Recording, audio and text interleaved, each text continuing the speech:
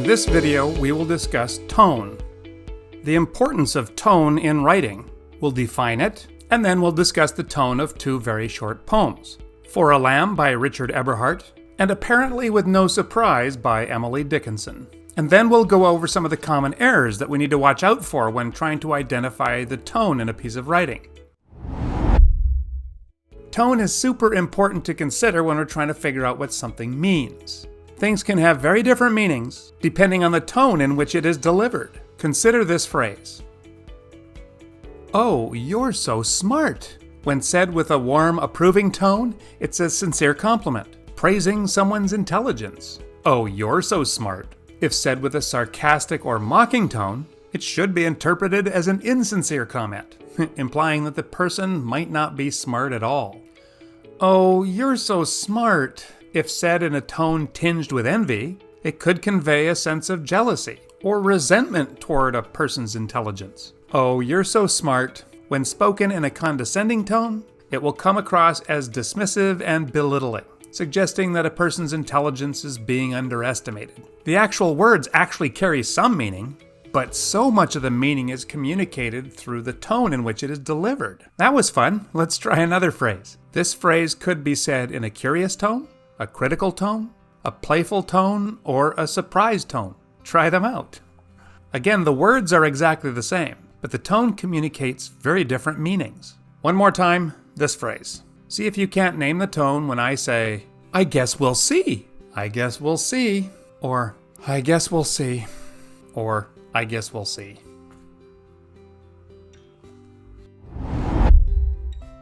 The tone of voice significantly shapes how even a simple phrase is to be understood, and what emotion is supposed to be evoked in the listener. Tone is also very important for any form of writing, but the problem with reading a text, a poem for instance, is that the tone is not communicated with a literal voice. So how are you supposed to know what the tone of a poem is?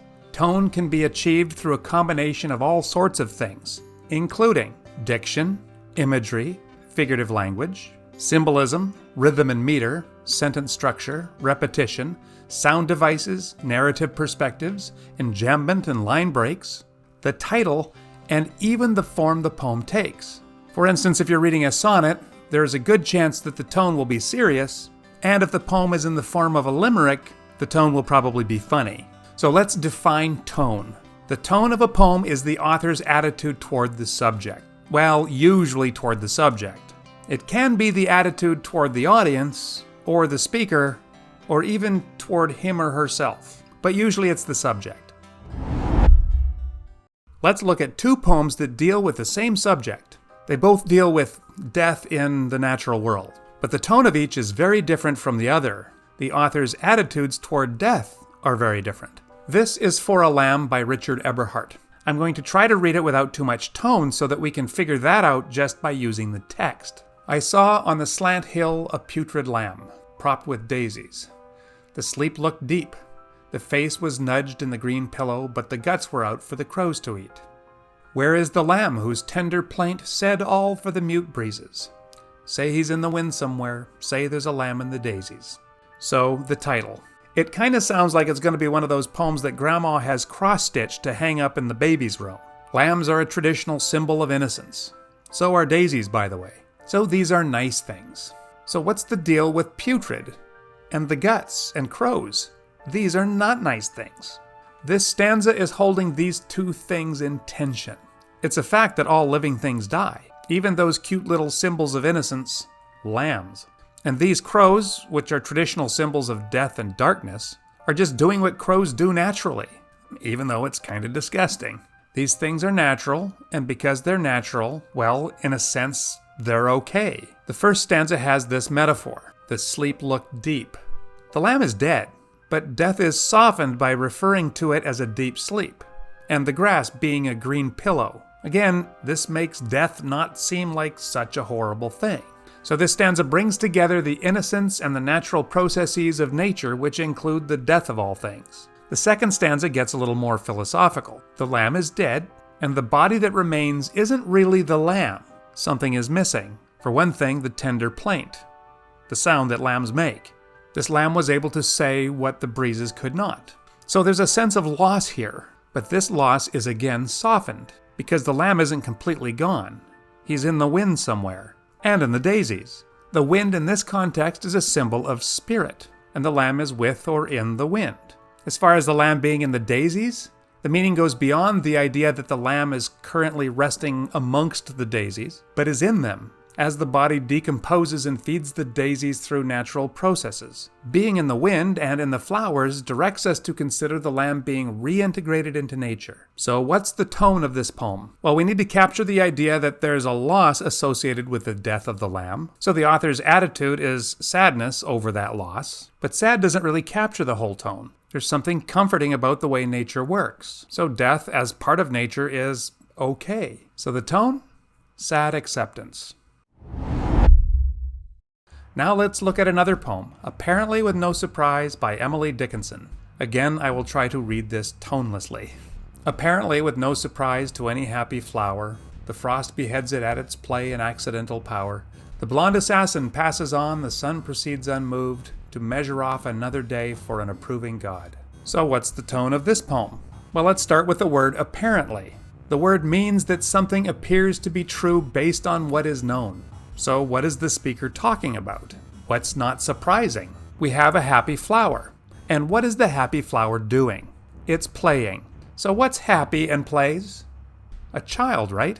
So here we have this flower that's personified as a child, playing happily. Can you see all that sweet innocence and beauty? Perhaps it's playing on a swing. La la la la la la. Bam!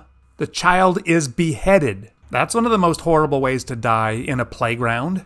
On a literal level, the frost has killed the flower. This happens every autumn. It's a regular thing. It's part of nature. Because it is beautiful and a murderer of innocence, the frost is called the blonde assassin. And notice its power is accidental. This execution was not premeditated. And then we have the line, the sun proceeds unmoved. This is an oxymoron. Unmoved here means that the sun is not affected emotionally. The sun sees what the frost does to the flower and doesn't give a crap.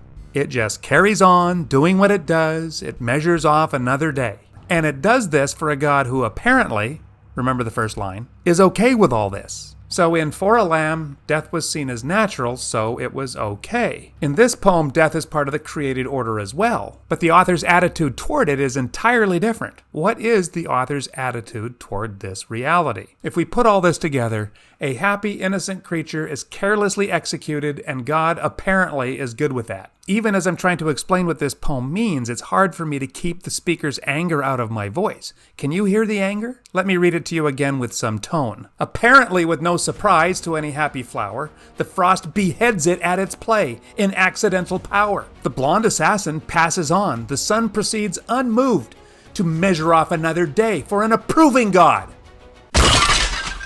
Yes, the poem has an angry tone, and it was achieved by all kinds of things that are found in the text. Diction, figurative language, symbolism. So 2 short poems about the same thing, the idea that death is natural, but with very different tone. Here is a list of words that can be used to describe tone in a piece of writing. This list is not exhaustive. There are a lot more, but these can give you an idea of the kinds of words to use when describing tone. Remember that whatever word you choose to describe tone needs to be in a form that describes an attitude. Now here are 6 common errors to watch out for when attempting to identify the tone of a poem. Simplifying too much. Describing the tone with a word like happy or sad might not capture the complexity of the poem's tone. Consider using 2 words if you need to. A poem might be cautiously optimistic or playfully intimate. We did that with For a Lamb. Sad was part of the tone, but by itself that's not adequate. The poem is about more than that, overlooking nuances. Failing to recognize shifts or changes in tone within the poem can result in a limited understanding of its emotional range. The tone of the second stanza in For a Lamb is a little different than the first. It's more philosophical, and that's where we find most of the accepting tone, projecting personal feelings. Assuming that the tone of the poem matches your own emotions can result in a biased interpretation. For a Lamb is a poem about a dead lamb, and that idea might make you sad. But that doesn't mean that the tone of the poem must be sad. As always, focus on the text. Misinterpreting irony. If a poem employs irony, the tone might be opposite of what the words are actually saying. Interpreting too literally can lead to inaccuracies. Relying solely on keywords. Simply cherry-picking a few keywords won't lead you to tone. And confusing the speaker with the poet. The speaker is speaking in the poem, but tone is the author's attitude toward the subject, not the speaker's. That's one of the reasons why this differentiation is very important. So I hope that helps, as you will be thinking and writing about tone in poetry and in all kinds of other writing, including your own. Thank you, and we'll see you next time.